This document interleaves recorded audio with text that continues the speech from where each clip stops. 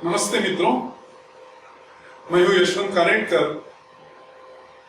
और अब की बार हम लोग चर्चा करेंगे दो कीवर्ड्स के बारे में जिनका नाम है ब्रेक और कंटिन्यू। अक्सर ये कीवर्ड्स लूप्स के साथ प्रयोग किए जाते हैं, तो हम देखना चाहेंगे कि ये तीनों अलग अलग लूप व्हाइल, फॉर और डू व्हाइल के साथ किस प्रकार से काम करते हैं। मान लो मैं एक व्हाइल लूप लिखता हूं जिसमें मैंने लिखा है इफ कंडीशन 1, ये कंडीशन कोई भी हो सकती है, ये अगर ट्रू रही तो ब्रेक एग्जीक्यूट होगा। उसी प्रकार अगर कंडीशन 2 ये ट्रू रही तो कंटिन्यू एग्जीक्यूट होगा। अगर इस प्रकार का व्हाइल लूप मैं लिखता हूं तो ब्रेक तो आपको व्हाइल के बाहर ले जाएगा और कंटिन्यू कहां ले जाएगा?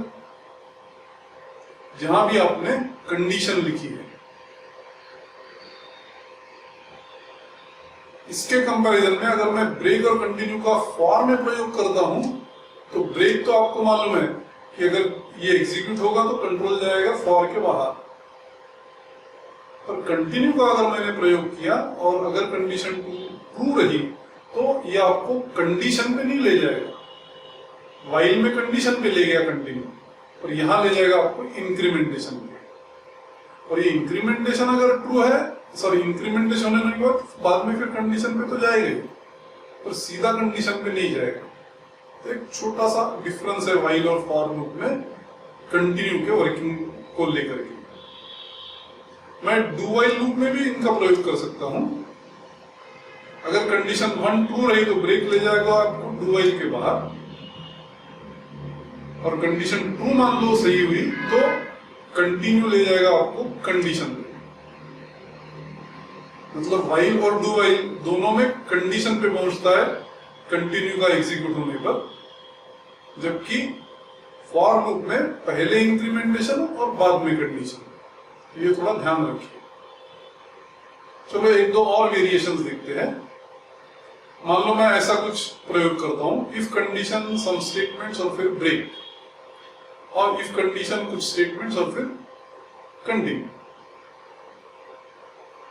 कई बार ये गलती हम लोग कर बैठते हैं कि ब्रेक ऐसा लगता है कि ये इफ के बाहर ले जाए, और कुछ लोग तो ये भी कहते हैं इफ लूप के बाहर ले जाएगा। इफ लूप थोड़ी ना, तो पेयर ऑफ ब्रेसेस जो है ये लूप नहीं है। पेयर ऑफ ब्रेसेस क्या है? Block of statements. तो ब्रेक इस केस में बिल्कुल काम नहीं करेगा, ना ही कंटिन्यू काम करेगा, क्योंकि ब्रेक और कंटिन्यू का पर्पस क्या है? एक तो लूप के बाहर ले जाए या इंक्रीमेंटेशन या कंडीशन पर ले जाए।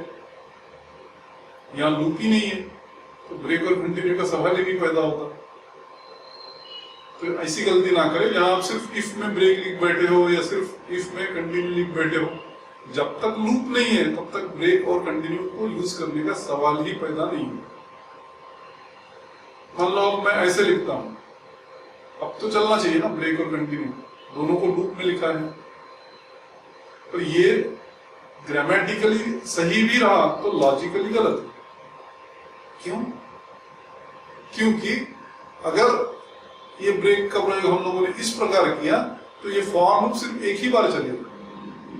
मान लो मैंने फॉर लूप में लिखा i = 1, i <= 10, i++ और फिर कुछ स्टेटमेंट्स और ब्रेक। तो ब्रेक जैसे ही एग्जीक्यूट हो जाएगा कंट्रोल फॉर लूप के बाहर आ जाएगा, मतलब उसके ऊपर की स्टेटमेंट सिर्फ एक ही बार एग्जीक्यूट हुई। और अगर आपको स्टेटमेंट्स एक ही बार एग्जीक्यूट कराना है तो लूप का प्रयोग तो नहीं करेंगे ना। इस प्रकार के ब्रेक का कोई मतलब नहीं है। उसी प्रकार कंटिन्यू जो लिखा है मैंने वो भी लॉजिकली गलत है, ग्रामेटिकली करेक्ट रहा तो भी। क्यों? क्योंकि कंटिन्यू के नीचे जो स्टेटमेंट्स है उनका एक भी बार एग्जीक्यूशन नहीं होगा। जैसे ही कंटिन्यू पे पहुंचेगा कंट्रोल, वो आपको ले जाएगा इंक्रीमेंटेशन पे। तो ध्यान रखें कि फॉर और ब्रेक और कंटिन्यू जब आप यूज करते हो तो सिर्फ ब्रेक और कंटिन्यू का प्रयोग ना करें, ब्रेक और कंटिन्यू को इफ से जोड़ दे, जैसे कि ऊपर के लूप्स में किया है।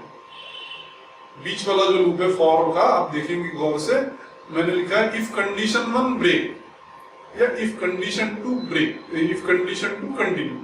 इस प्रकार से ब्रेक और कंटिन्यू का प्रयोग करना चाहिए।